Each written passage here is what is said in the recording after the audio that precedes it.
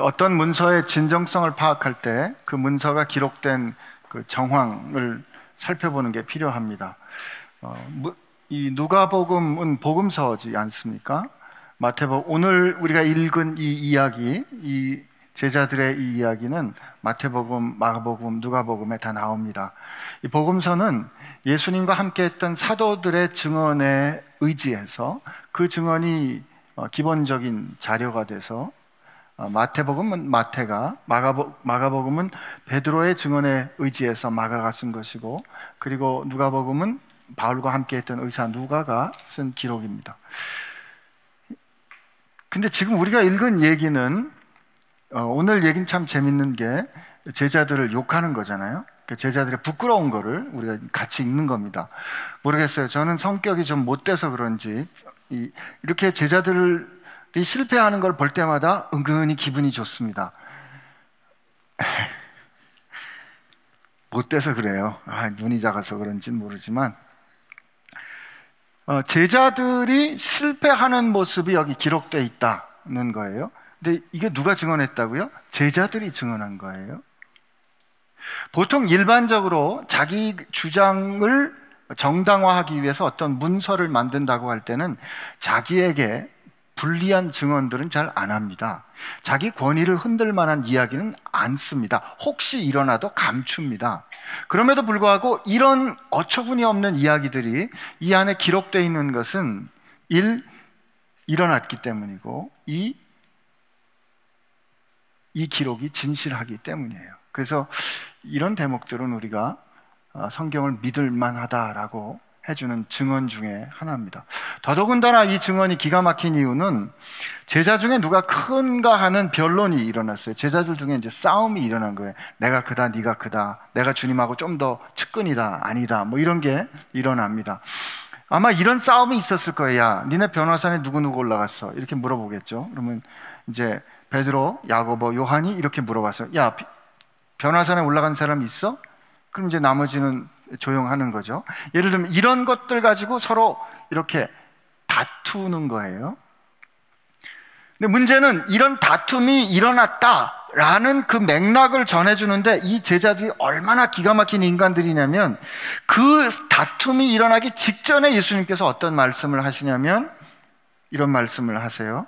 누가의 상황도 보면 누가복음 우리 지금 읽은 9장의 바로 전에 보면 43절 후반절부터 보면 이렇게 돼 있어요. 그들이 다 그 행하시는 모든 일에 놀랍게 여길세 예수께서 제자들에게 이르시되 이 말을 너희 귀에 담아두라. 인자가 장차 사람들의 손에 넘겨지리라 하시니 그들이 이 말씀을 알지 못하니 이는 그들로 깨닫지 못하게 숨긴 바 되었음이라. 또 그들은 이 말씀 묻기도 두려워하더라. 예수님께서 순환을 당할 것을 예고하십니다. 같은 상황이 마가복음 9장에 증언되어 있는데 우리 마가복음 9장을 한번 가보면 마가복음 9장은 이 일을 좀 더 아주 역동적으로 소개를 해줘요. 어떤 상황에 이어서 이런 일이 나오는지 마가복음 9장 30절을 보면 이렇게 돼 있어요. 그곳을 떠나 갈릴리 가운데로 지날새 예수께서 아무에게도 알리고자 아니하시니 이는 제자들을 가르치시며 또 인자가 사람들의 손에 넘겨져 죽임을 당하고 죽은 지 3일 만에 살아나리라는 것을 말씀하셨기 때문이더라. 그러나 제자들은 이 말씀을 깨닫지 못하고 묻기도 두려워하더라. 가버나움에 이르러 집에 계실 때 제자들에게 물으시되 너희가 길에서 서로 토론하는 것이 무엇이냐. 여기가 기가 막히게 재밌어요. 그들이 잠잠하니 예수님께서 이런 거죠. 얘들아 오는데 니네들 뭘 가지고 그렇게 서로 막 얘기가 이렇게 심각했어? 얘기가 이렇게 많았어? 뭐야 니네들 왜 그랬어? 그런데 제자들이 말을 못하는 거예요. 제자들이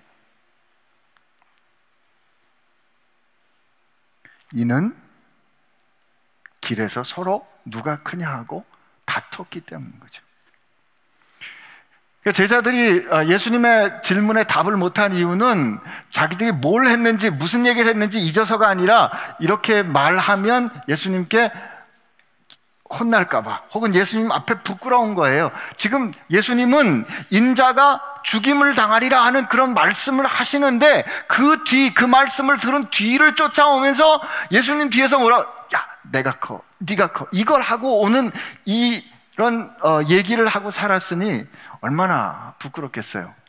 여기만 그런가? 마태가 증언해 주는 것도 비슷해요. 마태복음 20장에 가보면, 한 번 더 가봅시다. 마태복음 20장에는 좀 더 그걸 확실하게 해주는데, 마태복음 20장에 예수님께서 17절에 예수께서 예루살렘으로 올라가려 하실 때 12제자를 따로 데리시고 길에서 이르시되, 보라, 우리가 예루살렘으로 올라가노니 인자가 대제사장들과 서기관들에게 넘겨짐에 그들이 죽이려고 결의하고 이방인들에게 넘겨주어 그들을 조롱하며 채찍질하며 십자가에 못 박게 할 것이나 제3일에 살아나리라. 이 말씀을 하시는 그때에, 이 말씀을 하시는 그때에 세베대 아들의 어머니가 그 아들들을, 이때 세베대 아들들은 누구냐면 야고보하고 요한이에요. 그 아들들을 데리고 예수께 와서 절하며 무엇을 구하니? 예수께서 이르시되 무엇을 원하느냐? 이르되 나의 이 두 아들을 주의 나라에서 하나는 우편에, 주의 우편에, 하나는 주의 좌편에 앉게 하소서. 그 중간에 얘기는 쭉 하고 24절에 보니까 10제자가 듣고 그 두 형제에 대해서 분이 여겼다 그랬어요. 분이 여겼다는 말은 얘기를 안 했을 뿐이지 다 똑같은 생각을 했다는 거죠. 언제 이랬다고요? 예수님께서 순환을 예고하실 때. 누가는 더 정직한 게 한 군데 뭐 더 집에 가서 한번 찾아보세요. 누가복음 22장에 예수님께서 최후의 만찬을 하시고 너희를 위하여 세우는 새 언약이다, 내 피다, 내 몸이다 하시는 그 최후의 만찬 자리에서 그 떡을 먹고 그 피를 받아 마신 이후에 그 자리에서 누가 크냐를 놓고 싸웁니다. 이게 누구였어요? 12제자였어요. 예수님이 직접 3년 동안 데리고 다니면서 키웠던 12제자가 이랬다 이 말이죠. 나는 굉장히 위로 많이 받았거든요. 그분들이 그런데 우리끼리 뭐 좀 속상하고 서로 막 좀 뭐 질투도 나고 하는 건 뭐 당연한 거지, 안 그래요? 그러니까 우리는 마치 이 성경 말씀을 읽을 때 그냥 좀 너무 영적으로 읽어가지고 이 제자들이 얼마나 부끄러운 짓 했는지를 잘 인정 안 하려고 그래요. 왜냐면 사도들이니까. 아니에요. 지금 우리에게 가르쳐 주는 건 뭐냐면 우리가 이렇다 이거예요. 여러분과 제가 이렇다 이겁니다. 아무리 정말 사람이 아무리 경우가 없어도 그렇지, 지금 예수님께서 이것은 너희를 위해 준 내 피고 내 살이고 이렇게 그 얘기를 하는 그 떡을 받아먹고 바로 그 앞에서 내가 커, 이럴 수가 있냐 이거죠. 제자들이 그런 겁니다. 근데 이런 제자들의 쟁론을 예수님께서 들으시고 예수님도 이렇게 막 화나시면 욕하시잖아요. 이렇게 이 자식들아 뭐 이러면서 욕하시잖아요. 근데 우리는 이제 동물을 좀 다른 동물을 하는데 예수님은 이제 뱀 자식들아 이렇게 말씀하시거든요.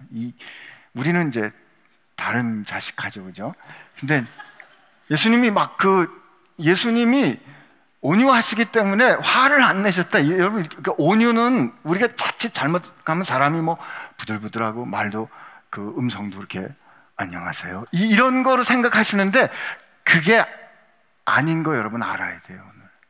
근데 예수님께서 제자들의 이런 경우도 없고 자기 생각만 하고, 가만히 어떻게 보면 이들이 예수님을 따른 거는 예수님 때문에 따른 게 아니라 예수님을 통해서 자기가 뭔가 얻고자 하는 그런 것 때문에 따랐던 사람처럼 보여요. 그런 다툼을 그들이 했을 때 예수님은 그들에게 지금 하나님 나라의 놀라운 역사를 맡겨야 되는데 그들에게 야 이놈들아 하고 혼내실 것 같은데 아닙니다. 그때 그들을 꾸짖는 대신 가르쳐줘요. 공부를 하도록 하십니다. 그게 47절에 예수께서 그 마음에 변론하는 것을 아시고 어린아이 하나를 데려다가 자기 곁에 세우시고 그들에게 이르시되 누구든지 내 이름으로 이런 어린아이를 영접하면 곧 나를 영접하며 또 누구든지 나를 영접하면 곧 나를 보내신 이를 영접함이라. 너희 모든 사람 중에 가장 작은 그가 큰 자니라. 사실 이 말씀 우리가 가지는 헤아림으로는 좀처럼 쉽게 이해되는 말씀이 아닙니다. 요즘 우리식으로 이 말씀을 이해하면 어떻게 이해해요?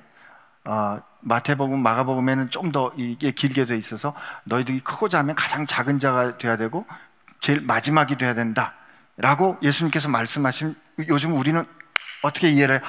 그러니까 1등이 되려면 마지막이 돼야 되는데 내가 제일 마지막이 돼야지 하고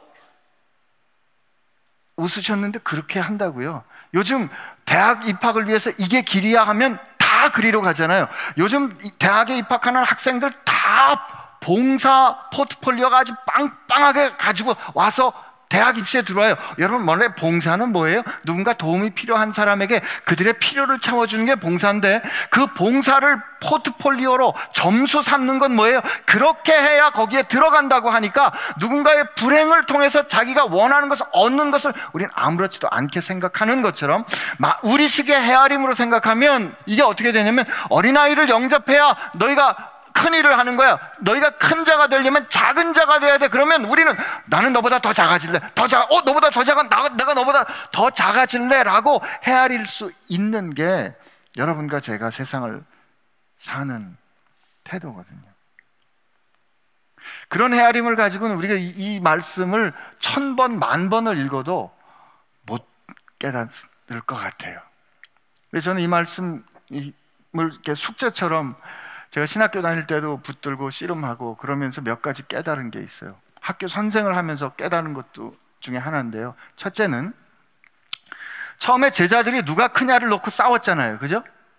그때 내가 커, 네가 커 하고 제자들끼리 서로 비교하면서 싸웠어요. 그렇죠? 그래가지고 베드로는, 야고보는, 아마 요한은 아까 말씀드린 것처럼, 야, 우리는 변화산에 그래도 갔잖아. 예수님이 우리는 항상 그때 그 야이로의 딸을 살릴 때 우리만 데리고 갔잖아. 그러니까 우리가 니네들보다 나아. 우리는 이너서클이야, 인싸야. 이렇게 그들이 스스로 비교해서 정해 가지고 그게 옳다라고 믿거든요. 그러나 예수님 뭐라고 말씀하시냐면, 아니야, 그건 틀렸어. 누가 큰지는 누가 결정해야 돼요? 평가자가 결정해야 됩니다. 여러분, 누가 큰지는 누가 정한다? 선생님이 정하는 거예요. 학생이 정하는 게 아니라고요. 학생이 자기들끼리 비교해서, 선생님 제가 비교해봤는데 제가 1등입니다. 그럼 선생님 뭐라, 웃기고 있네. 그건 누가 정해요? 선생님이 정하는 거고요. 그건 주인이 결정하는 겁니다. 그런데 우리는 인생의 태도에 우리끼리 서로 비교하면서 우리가 기준을 만들어서 누가 크다 적다를 결정하는 실수를 범하고 있는 거죠. 아니에요. 기준은 누가 세워요? 그분이 세운 겁니다. 주님이 마지막에, 야, 네가 크다 진짜, 네가 진짜 귀하다, 그럴 때 끝나는 거예요. 첫 번째입니다. 잊지 마세요. 첫 번째예요. 그리고 주님은 그 주님의 평가의 기준을 말씀해 주시는데, 처음부터 끝까지 주님 한 번도 그 평가의 기준을 흔드신 적이 없어요. 그게 내 이름으로 어린아이를 영접하는 거예요. 우리는 어디에 위대한 것을 두냐면, 뭘 했는가에 위대한 방점을 둬요. 어린아이를 영접하는 일을 했는가, 저기서 안내하는 일을 하는가, 아니면 아무 일도 안 하고 그냥 앉아있는 역할을 하는가, 아니면 여기서 떠드는 역할을 하는가, 누가 더 중요하다 생각하는가, 우리는 무슨 일을 하는가를 가지고 결정을 하는데, 예수님은 그런 생각을 하는 그들을 향해서 뭐라고 말씀하시냐면, 내 이름으로 어린아이 하나를 영접하는 거라고 말씀하시므로, 예수님은 절대 비교할 수 없이 큰 권세와 지극히 작은 일을 같이 결부하십니다. 예수님께서 제자들에게, 이제 내가 너희를 떠날 때가 됐는데 이제부터 너희들은 내 이름으로 무엇이든지 구해라. 그러면 아버지께서 내 이름으로 너에게 주실 것이고 아버지께서 영광을 받을 것이라고 약속을 해주세요. 여러분, 하늘과 땅을 지으신 분이 그 이름을 합당하게 쓸 수 있는 권세를 우리에게 주셨다. 이게 우리의 현재 우리가 갖고 있는 파워입니다. 은행에 가서 혹은 부동산 계약을 할 때 이름을 쓰면 그 계약이 힘을 가져요. 근데 예수님이 제자들에게 여기서 그냥 어린아이를 영접하는 거에, 그러니까 작은 일을 내 힘으로 하는 거에 문제가 아니라, 예수님의 이름으로 하는 게 여기 이 핵심이 있는 거예요. 예수님의 이름으로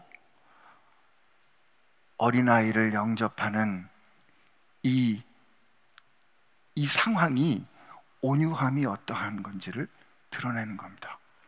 여러분, 온유함이란 능력과 권세와 힘이 있을 때 가능한 현실이에요. 내게 능력도 없고 힘도 없고 그런 뭔가 할 수 있는 일이 없어서 그저 작은 일을 그냥 하면서 사는 거는 겸손도 온유도 아닙니다. 그건 원래 그냥 그런 거예요. 그런데 내가 훨씬 더 큰 힘을 가지고 있음에도 불구하고 그 어린아이 하나를 지극히 귀하게 영접하는 거는 이게 어떤 뜻이냐면은, 여러분 오늘 우리 이제까지 1년 동안 우리가 살아왔던 경험하고 조금 다르지만 같이 비교해 보면, 제가 지난번에 그 통독반 부흥회 할 때 지난주 그런 고백을 했는데, 저는 여러 통독반들을 쭉 지난 1년 동안 방문을 하면서 다녔는데 가보면 상황이 각각 달라요. 카페에 모여서 따로 마이크도 없이 그냥 예배하는 데도 있고, 어느 가정집에서 하기도 하고, 부엌 식탁에 앉아서 하기도 하고, 어딘 좀 상황이 좋은 거실에서 하기도 하고, 갤러리에서 하기도 하고, 사무실에서 하기도 하고, 굉장히 다양한 모임이 있었어요. 10명, 5명이 모이기도 하고, 한 20명쯤 모이기도, 한 20명쯤 되면은 뭐라고 자기들끼리 얘기하냐면 굉장히 많대요, 자기들이. 10명 모여가지고 찬양을 하면, 여기 같은 찬양팀이 있는 것도 아니에요. 하여튼 모든 것이 다 빈약한데 그 통독반에 갔을 때 우리는 부족하다, 부끄럽다, 약하다 이렇게 느끼게 하는 팀이 하나도 없었어요. 물론 다 말은 우리 부족합니다, 연약합니다 이렇게 말하지만 그들 마음 가운데 진짜 정말 이렇게 위축되어 있는 그런 느낌이 없었다고요. 왜 그런가 제가 가만히 생각해 보니까 원래 우리는 이렇게 모이는 사람들이야. 지난 6년 동안 우리는 주일이면 1,500명, 1,700명이 모여서 하나님 앞에 정말 감격스러운 예배를 드렸던 사람들이고, 지금도 하시라도 원하면 그렇게 모일 수 있는 사람들인데, 그런 교회인데 우리가 결정한 바가 있어서 하나님 앞에서 흩어지기로 결심했기 때문에 그렇게 모여서 10명이 모인 거는 괜찮은 거예요. 여러분, 근데 이런 관계가 없이, 이런 배경이 없이 그냥 10명으로 모이는 교회 가보세요. 그분들 힘들어합니다. 목소리 우리처럼 크지 않아요. 그러나 우리 목소리가 왜 컸냐 하면 우리 가운데 이런 능력이 있다는 걸 알기 때문에 그래요. 근데 주님께서 우리에게 뭘 주셨냐면, 우리가 지금 베이직 교회 이 정도 모이는 걸 가지고 제가 능력이다, 크다 이렇게 얘기를 했지만, 주님은 여러분과 제게 이 땅을 지으시고 이 땅을 통치하시는 그 이름을 주셨단 말이에요. 그 권세를 가진 우리가 지극히 작은 일을 섬길 때, 그 권세, 그 큰 힘을 가지고 지극히 작은 사람을 섬길 때 드러나는, 경험되는 것이 온유함이라 이거죠. 돌아가신 하영조 목사님이 온유를 어떻게 표현하시냐면, 영화 킹콩에서 그 킹콩이 자기가 좋아하는 그 아가씨를 이렇게 손에 이렇게 감싸 안을 때 그 아가씨가 느꼈을 안온함, 이게 온유라는 거죠. 여러분과 제게 주님께서 온유해야 된다라고 가르쳐 주시는 것은 하늘의 권세가 우리 가운데 있기 때문에, 하늘의 권세를 가진 우리가, 하늘의 권세를 가진 주님이 우리처럼 우리 가운데 오셔서, 여러분 제자들이 지금 이거를 이렇게 고백할 때 그때 생각만 하면 부끄러워 죽겠죠. 지금 예수님은 잠시 후에 예수님께서 지금 예루살렘에 올라가시는 거는 우리를 위해서 죽음을 앞두고 그렇게 심각하게 올라가신 그 상황인데, 우리는 그것도 모르고 예수님 뒤에서 누가 크냐, 내가 커, 네가 커 하고 선생님 속을 몰라도 어쩌면 이렇게 모를 수 있나 하는 부끄러움, 자괴감 그런 게 드는 그런 상황일 거 아니에요. 그럼에도 불구하고 그들을 끝까지 사랑하셨던 그 주님을 그들이 거꾸로 생각했을 때 그들이 느꼈을 주님의 어떠하심, 이게 온유인 거예요. 여러분 기억하십시오. 기준은 주님이 정하시는데 온유, 우리가 온유할 수 있는 이유는 우리에게 예수님의 이름으로 행할 수 있는 권세가 주어졌기 때문에 여러분과 나는 온유를 살아내야 되고 온유할 수 있는 겁니다. 두 번째는, 첫 번째 배경이었고 이 말씀에서 순서는 그분이 정한다는 거였고, 이렇게 하면 세 번째네, 그죠? 예수님께서 우리에게 온유해야 한다는 것은 파워, 권세를 주신 거다. 그 이름의 권세, 그죠? 그 다음에 예수님께서 순서를 정해주시는데, 여기 보면 너희 모든 사람 중에 가장 작은 그가 큰 자라, 이렇게 말씀하세요. 이게 뭘까? 이런 생각이 들어요. 우리 공부 못해가지고 성적이 잘 안 나왔을 때 어떤 거로 위로를 하냐면, 내가 바닥을 쳐가지고 우리 반 모두를 올려줬어. 내가 확실히 밑에서 깔아가지고 내 있는 사람들을 다 올려줬어. 그러면서 이제 자기를 공부 안 한 걸 정당화하는데, 일견 옳다고요. 그가 제일 꽁지로 가서 그가 올라갔기 때문에 그 덕에 나머지 사람들도 다 올라가는 거 아니에요? 자기를 중심으로 생각하면 이건 이런 헤아림을 가질 수가 없어요. 그러나 나와 내게 속한 사람들, 그 공동체를 생각하면 내가 속한 이 공동체가 모두가 하나님 앞에 하나님이 원하시는 그 지경에까지 올라갈 수 있을 때를 생각하는 사람이라면, 우리 중에 가장 약한 사람이 그렇게 될 수 있도록 내가 그를 받쳐줄 수 있는 사람이 되면 이 공동체 전체가 하나님이 원하시는 곳으로 갈 수 있잖아요. 우리는 이 헤아림에서 공동체가 어떻게, 우리가 함께 속한 나와 너에서 내가 하나님 앞에서 어떻게 될지를 관심을 갖는 그 헤아림이 있을 수 있다 그러면, 우리는 이 경험, 이런 태도를 기꺼이 가질 수 있다고 믿습니다. 그래서 고린도전서에 공동체는 약한 지체가 요긴하고 약한 지체가 중요하다, 이렇게 쓰기도 하고요. 그 다음에 데살로니가 전서에 보면 사도 바울이 이렇게 고백하는데, 데살로니가 전서 말씀을 좀 읽어드릴게요. 데살로니가 전서에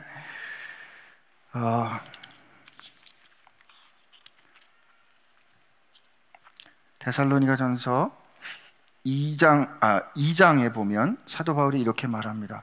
7절에 우리는 그리스도의 사도로서 마땅히 권위를 주장할 수 있으나 도리어 너희 가운데 유순한 자가 되어, 이게 유순한 자가 어린아이와 같이 되어, 젖먹이 같이 되어, 이렇게 돼 있는 뜻이에요. 유모가 자기 자녀를 기름과 같이 하였으니 우리가 이같이 너희를 사모하여 하나님의 복음뿐만 아니라 우리 목숨까지도 너희에게 주기를 기뻐함은 너희가 우리의 사랑하는 사람이 됨이라. 그는 이렇게 말해요. 2장 19절에 보면 우리의 소망이나 기쁨이나 자랑의 면류관이 무엇이냐? 그가 강림하실 때 우리 주 예수 앞에 너희가 아니냐? 너희는 우리의 영광이요 기쁨이니라. 사도 바울은 자기가 속한 공동체에 모두가 다 하나님 앞에 하나님이 원하시는 그 뜻으로 아름답게 빚어지기를 원했어요. 그래서 그들 가운데 가장 작은 곳, 가장 낮은 곳에 서서 그들을 올려주는 역할을 할 수 있다 그러면 그게 기쁜 거죠. 여러분, 근데 거꾸로 한번 생각해 보세요. 그가 가장 낮은 곳에 가장 작은 자와 같이 처했으나 모든 사람을 그렇게 올려주는 역할을 했다 그러면 가장 큰 자가 될 수 있는 거 아니겠어요? 근데 이렇게 헤아릴 수 있는 거는 어느 때 가능하다? 우리에게 주신 하나님의 뜻이 온전히 이루어질 수 있도록 나를 그 하나님의 뜻에 순복할 때 그 뜻도, 그 길도, 그 방법도, 말하는 법도 들리는 거라고요. 내 뜻이 중요하고 내가 중요하면 이 성경 말씀을 100번 봐도 안 보입니다. 그러나 우리 가운데 주신 하나님의 뜻이 어떻게 이루어질 수 있을까를 먼저 생각하면 하나님의 목소리 들릴 거예요. 근데 보세요. 이 일을 했는데 요한이 여짜오되 주여 어떤 사람이 여기도 보세요. 주여 어떤 사람이 주의 이름으로 귀신을 내쫓는 것을 우리가 보고 우리와 함께 따르지 아니함으로 금하였나이다. 이것도 요한이 오버하는 거예요. 주님의 이름으로 그가 귀신을 내어쫓는 일은 여러분께 여쭈어봅니다. 좋은 일입니까? 나쁜 일입니까? 주님의 이름으로 귀신을 내어쫓는 것은 주님이 기뻐하실 일이에요? 주님이 슬퍼하실 일이에요? 여러분, 저를 슬프게 하지 마세요. 주여 어떤 사람이 주의 이름으로 귀신을 내쫓는 것을 우리가 보고, 이건 기쁜 일이에요? 슬픈 일이에요? 기쁜 일이죠. 그런데 그걸 보고 요한이 뭐라고? 우리와 함께 따르지 않았기 때문에 금했대요. 주의 이름을 자기가 뭔데 금해요? 이 헤아림에는 저거 우리 편이 아닌데 왜 저런 일을 하지 하는 이런 헤아림은 자기를 중심으로 헤아리는 거거든요. 그러나 주님께서 주의 이름으로 귀신을 내어쫓는 이 일이 일어나는 것이 얼마나 감사한가라고 보려면 주님이 원하시는 뜻이 무엇일까를 헤아리는 눈으로 봤어야 이게 보아지지 않겠어요? 그랬을 때 예수님이 그렇기 때문에 금하지 말라. 너희를 반대하지 않는 자가 너희를 위하는 자니라. 이때 너희를 반대하지 않는 자라는 뜻은 너희에게 주신 그 뜻에 반하지 않는 자라는 거예요. 여러분과 저는 어떤가요?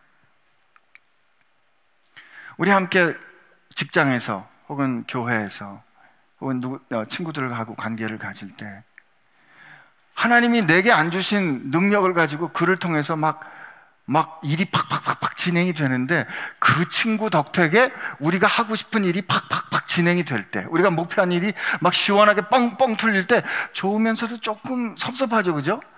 왜 저만 저렇게 잘하는 건가 하는 생각이 들어요. 그때 헤아림은 뭐다? 나하고 그 사람하고의 헤아림이잖아요. 그러나 이 일을 우리에게 주신 우리의 일로 하면 얼마나 감사한 일이 될 수 있을까? 여러분, 우리가 이렇게 정말 속 좋은 사람으로 저 친구 저렇게 해서 승진 팍팍 하는 것도 모르면서 정말 진짜 잘 됐다, 너 때문에 정말 고맙다, 이렇게 하는 것이 바보 같을지라도 주님이 너 잘했어 라고 헤아리면 그게 되는 겁니다. 여러분, 우리 인생 마지막은 여기가 아니에요. 그분 앞에 서는 그날이라고요. 마지막 최종 시험은 그때예요. 그때 주님이 너 잘했어, 그 소리 들어야 되거든요. 그때 우리 이 일을 통하여 하나님이 기뻐하시는 역사가 이루어졌을까를 가지고 고민하고 해결하고 대답하고. 여러분, 그럴 때 말이에요, 우리의 이런 결정과 태도와 말을 통해서 그 사람이 느끼는 뭔가가 있거든요. 이게 온유예요. 온유는 내가 온유해야지 이런다고 되는 게 아닙니다. 어떤 헤아림을 가지는가를 가지고 살아갈 때 그가 우리를 만날 때 느끼는 그 어떠함이 온유해요.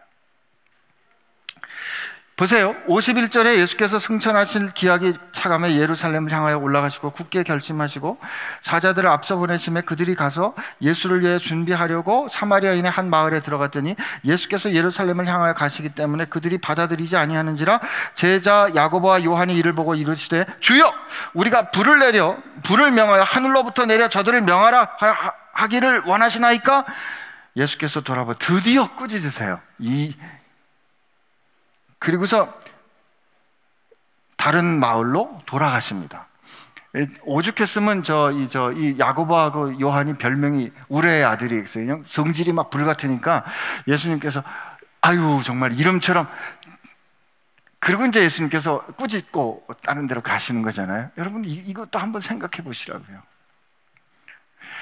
사마리아인이 예수님 아니 그럴 수 있어요. 아니 정말 이 불가촉 천민들 말이야, 피도 더러운 족속들이 우리 예수님을 영접하지 않아 그냥 쓸어버려야지 하는 생각은 나를 중심으로 하는 생각이 있잖아요. 그러나 예수님은 어떻게 생각해요? 그 밑에 다른 사본에는 뭐라고 되어 있다고요? 이르시되 너희는 무슨 정신으로 말하는지 모르는구나. 인자는 사람의 생명을 멸망시키러 온 것이 아니요 구원하려 왔노라. 예수님께서 내가 하늘로부터 내려온 것은 내 뜻을 행하려 함이 아니요 나를 보내신 이의 뜻을 행하려 함인데, 나를 보내신 이의 뜻은, 아버지의 뜻은 아버지께서 내가 주시기로 작정한 사람, 내가 하나도 잃어버리지 않고 마지막 날에 다시 살리는 것이기 때문에 사마리아 사람들도 구원해야 될 사람들이지 불을 내려 쓸어버릴 사람들이 아닌 거예요. 여러분, 이 온유하다라는 단어는 이 프라우스라고 번역되어 있는 이 단어는 구약 성서에 12번 사용이 되는데 하나님께는 한 번도 사용되지 않습니다. 하나님은 누구를 향해서 온유하실 필요가 없는 분이에요.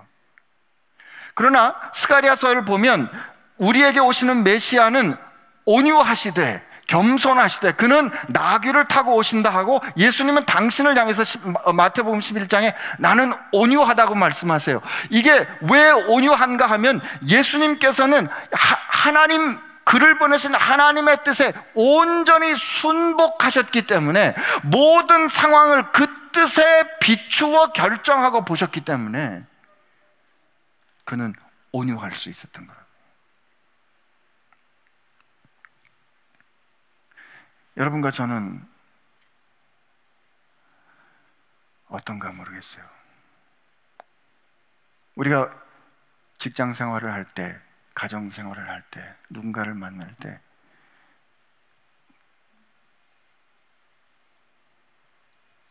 내가 만나는 사람을 하나님, 이 사람 내가 주님 앞에 설 때 내 기쁨, 내 자랑, 내 영광의 면류관 같은 사람이 되게 해주십시오 라고 결심하고 그에게 우리가 다가갈 때 우리 가운데 생각지 못했던 자유, 우리 가운데 생각지 못했던 창조의, 우리 가운데 생각지 못했던 경험들 하게 될 겁니다. 그럼 여러분, 이 온유라는 단어가, 이게 온유라는 것이 원칙이 없다는 뜻이 아니에요.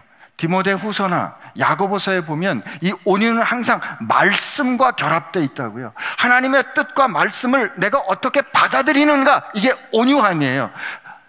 그렇기 때문에 우리가 이 온유의 삶을 살아가는 동안에 우리 가운데 하나님의 뜻을 붙잡고 그를 진정으로 사랑해서 주님께서 나를 귀히 여기셨듯이 나도 그를 귀히 여기셨기 때문에 우리가 그런 삶을 살아갈 수만 있다면, 우리가 그런 삶을 살아간다면 누군가 아주 힘들 때, 누군가 아주 어려울 때, 누군가 아주 조언이 필요할 때 틀림없이 누군가 나를 찾아와 자기의 고민과 어려움을 나에게 털어놓고 부탁하게 된다면 여러분 비로소 그에게 온유한 사람이 된 겁니다. 나는 그런 온유가 우리 가운데 있게 되기를 바랍니다. 오늘 시작할 때 우리 제자들 욕하는 거로 시작했잖아요. 그런데 저는 이게 또 왜 은혜라고 생각이 되냐면 이렇게 기록된 것 자체가 제자들이 온유하게 됐다는 증거예요. 여러분, 제자들 겸손하지 않고 자기 잘못과 연약함에 대해서 이렇게 인정할 수 있었기 때문에 이렇게 고백된 거고요. 여러분, 요한이 사마리아를 향해서 확 쓸어버리죠. 예수님 이렇게 말했던 그 요한이 어떤 일을 경험하게 돼요? 사도행전에 가보면 빌립 집사가 가서 사마리아에 복음을 전했는데 사마리아 사람들이 도대체 예수를 믿고 돌아왔다는 사실을 듣고 이를 믿을 수가 없어서 예루살렘 교회가 베드로와 요한을 사마리아로 보냅니다. 그때 그 요한 말이에요. 주님, 불을 내려 이것들을 그냥 쓸어버립시다라고 말했던 그 요한이 하나님께서 그들을 얼마나 사랑하셨는가를 보고 그렇게 손댈 수 없이 더러운 불가촉 천민들에게 손을 대어 안수할 때 사마리아 사람들에게 성령이 임하시면서 그들에게 방언을 말하기 시작하거든요. 하나님은 그 사마리아를 저주했던 요한을 사마리아를 축복하는 사람으로 바꾸어 주시고요, 요한은 마지막에 내가 너희에게 새 계명을 주노니 너희가 서로 사랑하라라는 사랑의 사도가 되게 하셨죠. 누가 더 큰가를 그렇게 따지고 주장하고 말하던 베드로는 뭐라고 가르쳐 주십니까? 여러분, 여러분에게 있는 소망의 이유를 묻는 사람들에게 늘 온유함과 두려움으로 대답할 말을 준비하세요. 그가 그리고 어떻게 죽었어요? 나는 우리 주님 지신 십자가를 주님처럼 질 수 없습니다. 그리고 그는 거꾸로 십자가에 달려 죽습니다.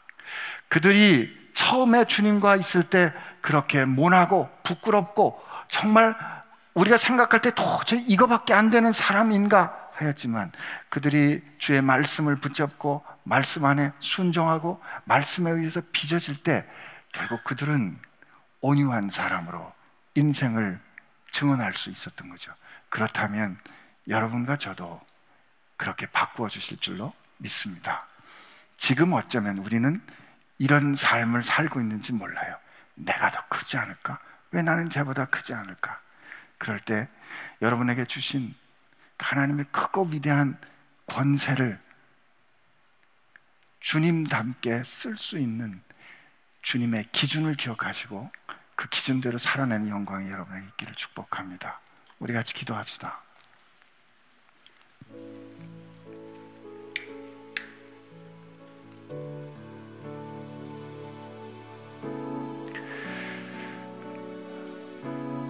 제 마음 가운데 이런 소원이 있어요. 우리 베이직 교회가 막 유명해지지 않아도 좋아요. 그러나 우리가 함께 모여 함께 주님을 따라가려고 기도하고 애쓰며 사는 우리 모두의 인생에게 언젠간 누군가 우리를 찾아와서 나 좀 도와주세요, 당신이라면 나를 위하여 기도해 줄 수 있는 사람인 것 같아요. 당신이라면 정말 주님이 뭘 원하시는지 내게 진실하게 말해 줄 것 같아요. 당신이라면 정말 당신의 유익을 구하지 않고 나를 위해서 염려해 줄 수 있는 사람일 것 같아요. 날 좀 도와주세요. 그 온유를 우리 모두가 살면서 경험하게 되기를 축복합니다. 오늘 시간 우리 하나님 앞에 그렇게 기도할까요? 주님, 내게 와서 배우라고 하셨사오니 우리로 하여금 주님의 온유함 배울 수 있도록 하여 주시고, 우리 앞을 살아갔던 신앙의 사람들이 살아냈던, 누렸던 그 온유함을 우리 인생에도 허락하여 주옵소서. 이렇게 우리 같이 하나님 앞에 기도하겠습니다. 하나님 아버지, 감사합니다. 주님, 오늘 우리에게 은혜를 주셔서 감사합니다. 우리로 주님의 은혜, 주님의 사랑 다시 한번 생각할 수 있도록 해주셔서 감사합니다. 주님, 세상이 우리에게 기준을 말하고 우리는 우리의 기준에 따라 실망하기도 하고 낭망하기도 하고 절망하기도 하고 또 기뻐하기도 하고 누구를 제쳤기 때문에, 누구를 눌렀기 때문에, 누구와 싸워 이겼기 때문에 그것을 성취로 여기고 기뻐하고 했습니다. 그러나 주님이 원하시는 성취는, 주님이 기뻐하시는 승리는 모두가 다 주님 안에서 원래 주님께서 원하시는 뜻에 따라 그 각각 독특한 삶을 온전히 주의 뜻에 따라 살아낼 수 있도록 우리가 기꺼이 돕는 것이라는 것 하나님 깨달아 할 수 있도록 하여 주옵시고, 모두가 주님 앞에서 영광의 승리자가 될 수 있도록 하나님 우리가 기꺼이 주님의 뜻에 따라 어린아이를 영접하는 것 같은 작은 일이라도 기쁨으로 감당하는 권세 있는 사람들 되게 하여 주옵소서.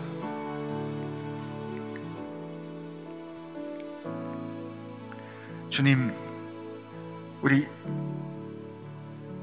또 흩어져 살아가는 동안에 우리에게 주신 그 권세, 이 세상을 지으신 그 놀라운 주님의 권세를 우리가 만나는 일상의 아주 작은 일 가운데 그 권세가 필요한 사람들에게 하나님 우리가 온유한 통로 되어 사용할 수 있는 영광을 허락하여 주옵소서.